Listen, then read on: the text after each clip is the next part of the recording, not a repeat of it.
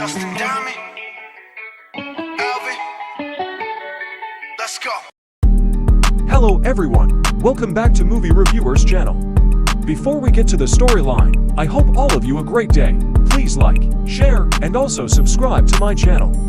And don't forget to click the bell icon to stay updated with my new videos. The movie starts at a construction site, where a successful contractor named Clint enters his office and makes a telephone call to his beautiful wife, Joanna. He tells his wife that he feels sad as she is leaving for the weekend, but he will get off work early to see her off, but we notice the wife seems annoyed by this. Clint is next shown tending to a visitor, while Joanna, back home, takes a parcel out of the mailbox while a dog continuously barks in the background. The scene shifts to show Clint driving down a road, when he is stopped by a sheriff. Sam, the local sheriff, approaches Clint and asks if he would be interested in going fishing with him. Clint gives an open and honest assent, responding that since Joanna is gone for the weekend, he has a free spot available. The sheriff then lets him go, and Clint immediately heads home. As soon as he arrives home, he opens the door for his dog, Duke, who has been yelping since nobody lets him out of his crate. Joanna doesn't appear to be very pleased to see Clint there, and she confirms that she has received his message. She also has to leave early because she has an appointment with a doctor.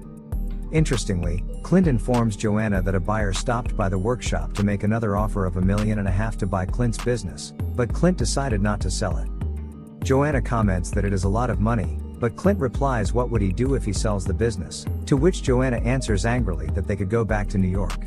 The discussion escalates to an argument, and Clint makes it clear that he traveled 2,000 miles from New York to here to build a better life for them.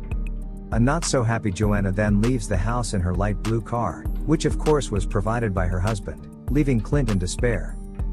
Afterwards, Clint goes out with the sheriff, and while they fish, Clint unloads some of his woes.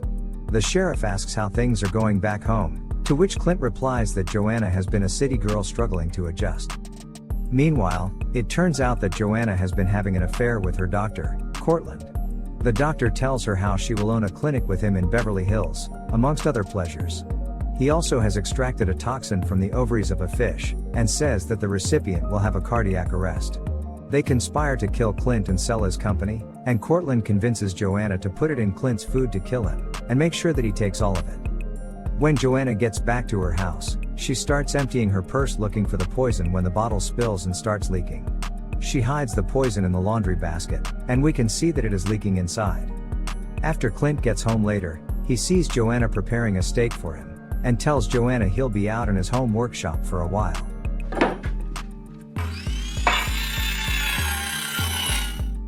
Stressed by the noise from workshop, Joanna begins remembering about the poison she had hidden earlier. She goes to the trash and retrieves the bottle of poison, which she ultimately decides to add to the wine. However, Clint suddenly shows up, and brings the 2 glasses of wine to the dinner table.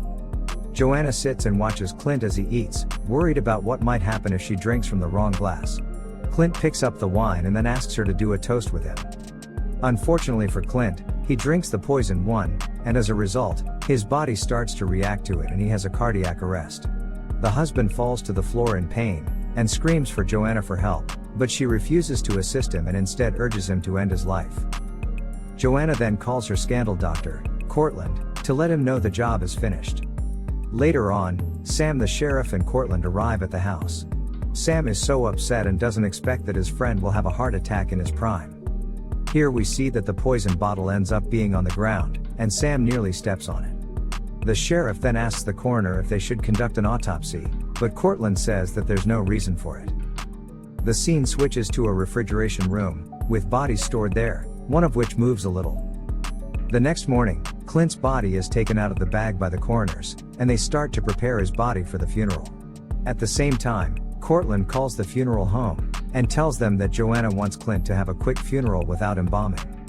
While this is happening, the workers from the funeral home are about to cut Clint's body, but are stopped by the owner as they say that the family went cheap on them. They choose a very cheap casket to put Clint in, and prepare for the funeral. During the funeral, the dog continues to behave strangely as Joanna approaches the casket to put her flower. She then proceeds to show her remorse by crying. Later that night, Joanna is shown in her tub with Cortland. The two share a couple of drinks, and laugh about the murder they just pulled off. The night is marked by storm and thunder, Duke the dog begins to bark wildly looking for his owner. This annoys Joanna, who says that she has had enough of the dog and takes out a gun to shoot it. She holds a gun and breaks open the cage door with a gunshot, and as Duke runs out, she tries to shoot him but misses. Duke travels to the cemetery, makes his way to Clint's grave, and sits down next to it. But to our surprise, Clint is actually still alive underneath the coffin, and apparently, the effects of the poison have just worn off. He feels water dripping on his face, and tries to get out of the casket. Panicked, Clint breaks the casket, which starts to break due to its poor quality.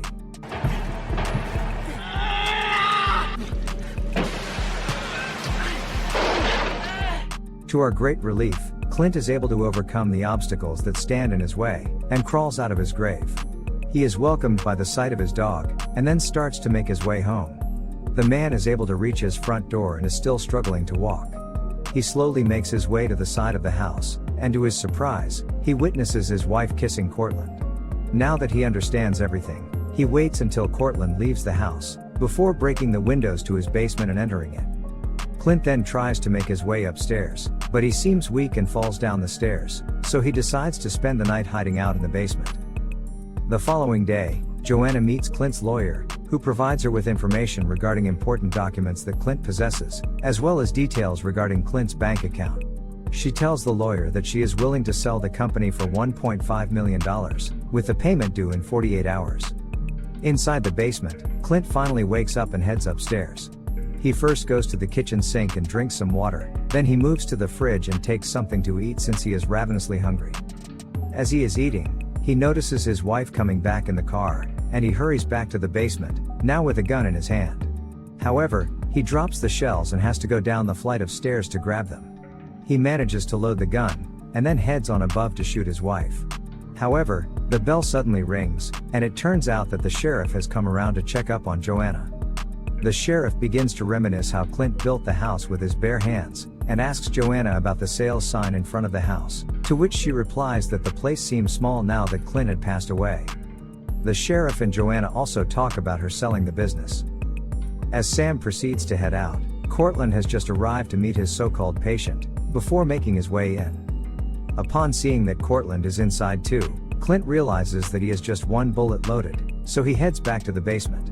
Meanwhile, Joanna begins to freak out over the sheriff's questions, insisting that they should leave the same night, but Cortland says that they should wait one more night, since the real money from selling the business would come the next day. The two also talk about how Joanna had been pregnant, and that she had aborted her baby so she would not have to stay with Clint. This angers Clint further, but he takes out the shells from his rifle, saying that killing them with a gun would be too easy. Later that night, when Joanna has fallen asleep, Clint grabs scissors from the room. After cleaning himself up, he proceeds to disinfect his hands, and he places bandages over his wounds. Some people arrive the next day with a briefcase full of cash, signifying that the sale of the business is complete. Joanna seems to be taken back by the amount of wealth in her hand, and after letting the businessman go, she is beyond excited that she can spend the money with Cortland. Meanwhile, the sheriff hurries over to Clint's grave, where he discovers that it has been dug up and that the body is missing, assuming that someone had done it. The sheriff orders that the casket be sent to his home, and that everything should be kept quiet until he finishes his investigation.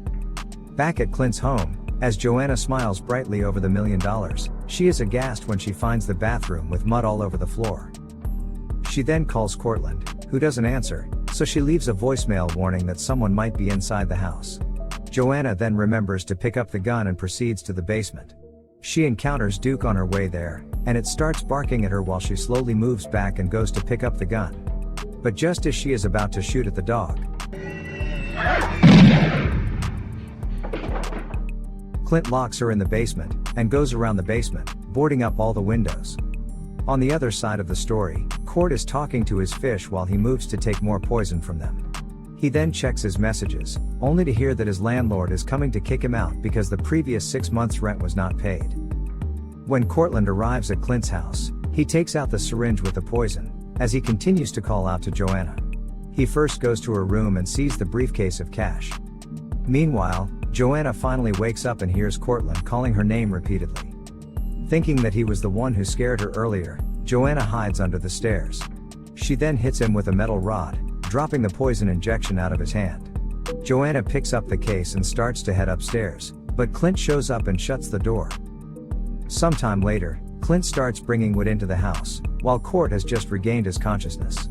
Joanna apologizes for hitting him, and tells him that someone in the house has locked them down there.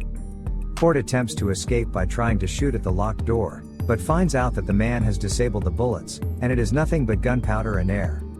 He then tries to break open a wooden window, but Duke begins to bark through it, so he eventually has to back off. Upstairs, it is revealed that Clint attempts to remodel the house. Clint continues to saw into the walls and destroys a picture of him and his wife. When Joanna awakens the next day, Court tells her that they've been stuck there for 8 hours. Court also wrongly assumes that the man upstairs is Sam the sheriff, who wants a piece of the pie. For whatever the sheriff has done to them, Cortland is eager to kill him now. Just then, Joanna ends up seeing the poison injection underneath the drawer. Realizing that Court had brought it to poison her, Joanna hides the syringe, and asks Cortland to burn all of the money if he truly loves her. Cortland refuses, so Joanna confronts him about the injection, and he admits that they will never have a clinic of their own.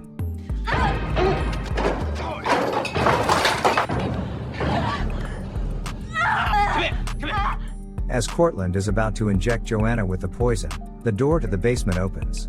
The two decide to not waste the injection on each other, so they walk out through the door, only to find out the house has been remodeled with wood everywhere. They try to find a way through, but keep on getting stuck. While trying to find a way out, they are led through a maze. On the other side of town, Sam the sheriff can't stop thinking about his friend's case. He tries to look at the casket again, and realizes that someone broke out of it, while trying to test his theory. Back at Clint's house, Joanna and Court start arguing over the crime they committed, right when a wall emerges between them, separating the two. At the end of a passage leading to an unblocked window, Cortland sees a shadowy figure. Thinking it's Sam, Cortland tries to bribe him with all the money. But then, Clint reveals himself, causing Court to trip on the briefcase of money and fall on his syringe, injecting himself with the poison. Shortly afterwards, Joanna is trapped between Clint and a small hatch. She crawls through the hatchway along a low passage, to where it suddenly dead ends, allowing Clint to shut her inside. Here Clint finally reveals himself to her, and mentions their aborted child, asking if it was a boy or a girl. He then dumps the dead Cortland and money inside what is now a large wooden coffin, and nails it shut. Up next, he proceeds to pour gasoline all over the place, and uses a flare to set his house on fire. He puts the large box on his truck, and doesn't forget to bring along his loyal dog. Soon after, Sam arrives at the scene, and after the fire is extinguished, the firemen tell him that there are no bodies found. When Sam visits the cemetery again, he sees a man standing at Clint's filled-in grave, and has a little chat.